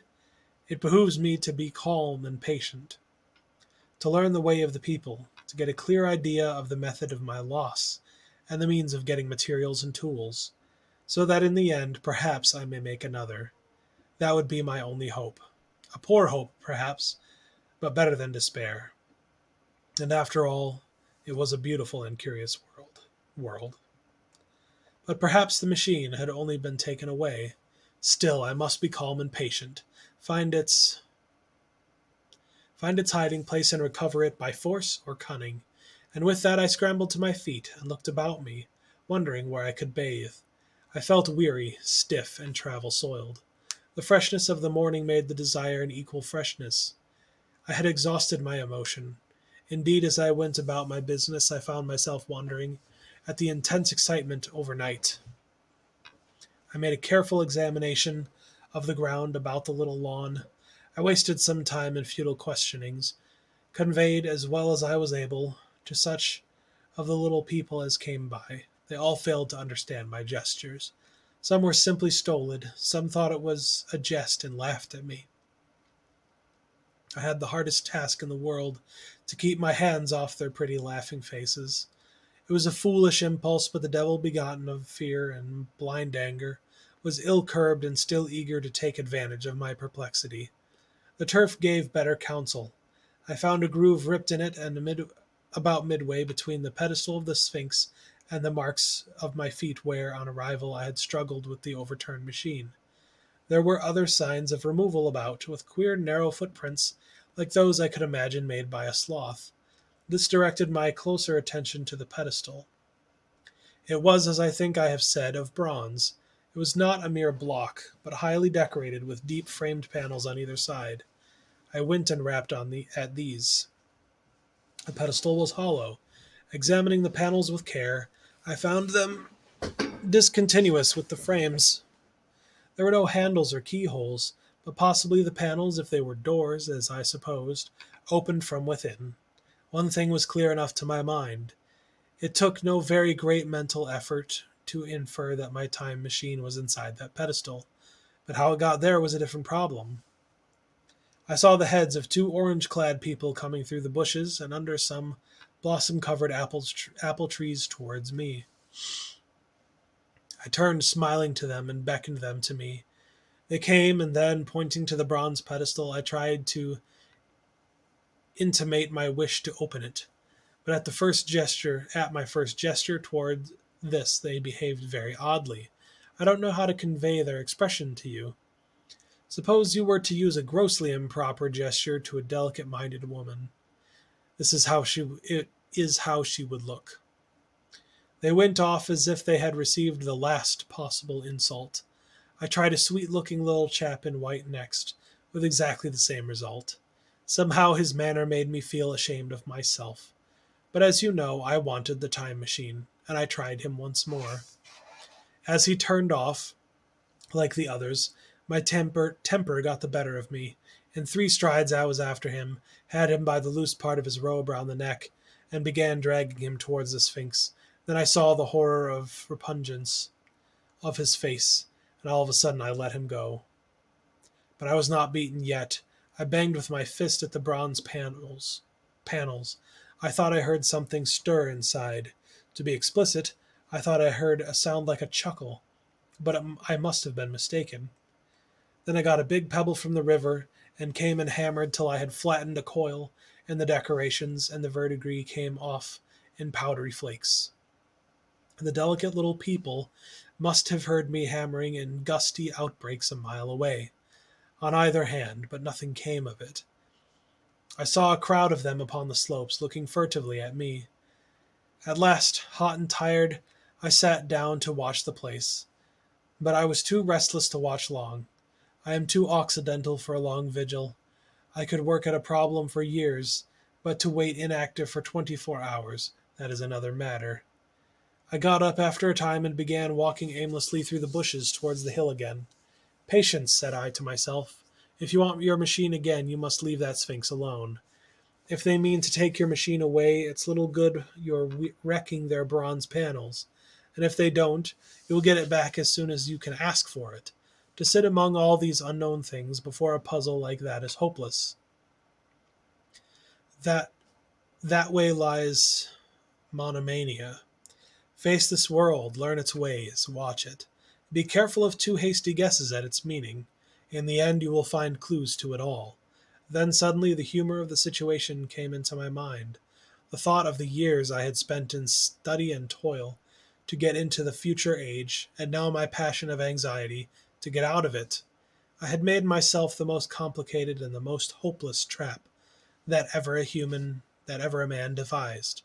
Although it was at my own expense, I could not help myself. I laughed aloud. Going through the big palace, it seemed to me that the little people avoided me. It may have been my fancy, or it may have had something to do with my hammering at the gates of bronze. Yet I felt tolerably sure of the avoidance. I was careful, however, to show no concern and to abstain from my pursuit of them. And in the course of the day or two things got back to the old footing. In the course of a day or two, things got back to the old footing. I made what progress I could in the language, and in addition I pushed my explorations here and there. Either I missed some subtle point of their language, was expressively simple, almost exclusively composed of concrete substantives and verbs. There seemed to be few, if any, abstract terms, or little use of figurative language. Their sentences were usually simple and of 2 words, and I failed to convey or understand any but the simplest propositions. I determined to put the thought of my time machine and the mystery of the bronze doors under the Sphinx as much as possible in a corner of memory until my growing knowledge would lead me back to them in a natural way. Yet a certain feeling, you may understand, tethered me in a circle of a few miles around the point of my arrival. All right. That brings me to just about 2 hours of reading. And I feel like that's got to be some of the most that I have read in one sitting recently. And that's saying something. I tend to jump around between books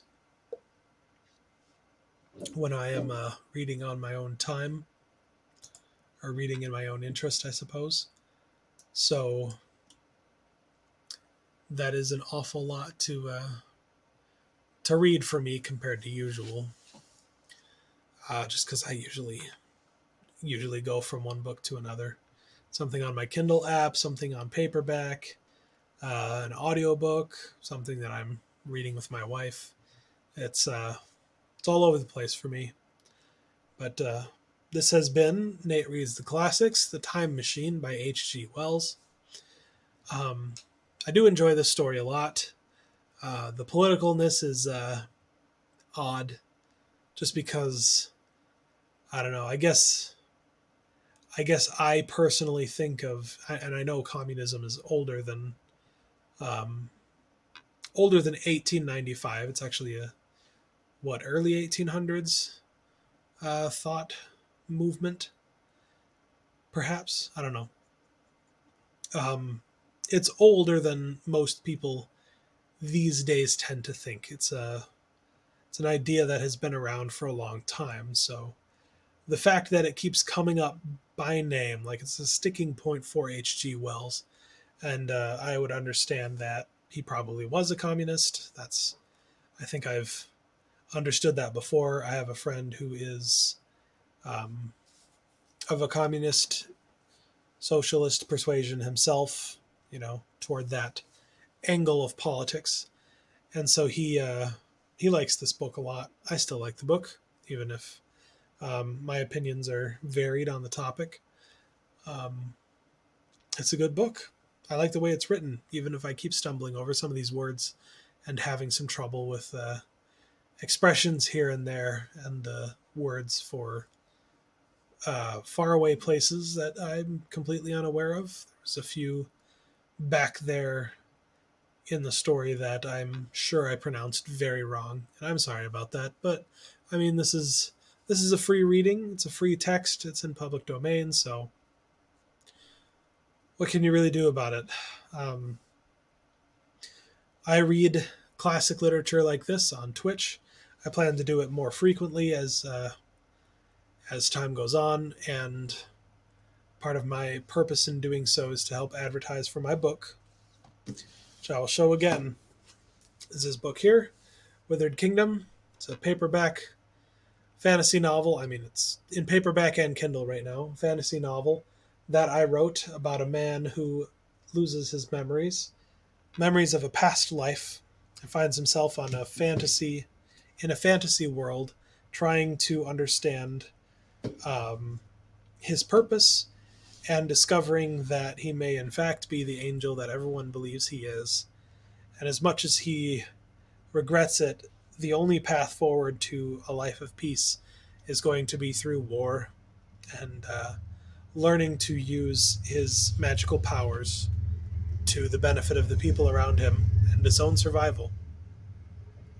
So, as a train comes by, probably making it harder to hear me, I'm going to end this stream. Thanks for everyone who came in and watched. If you enjoy me reading, please tune in for more in the future.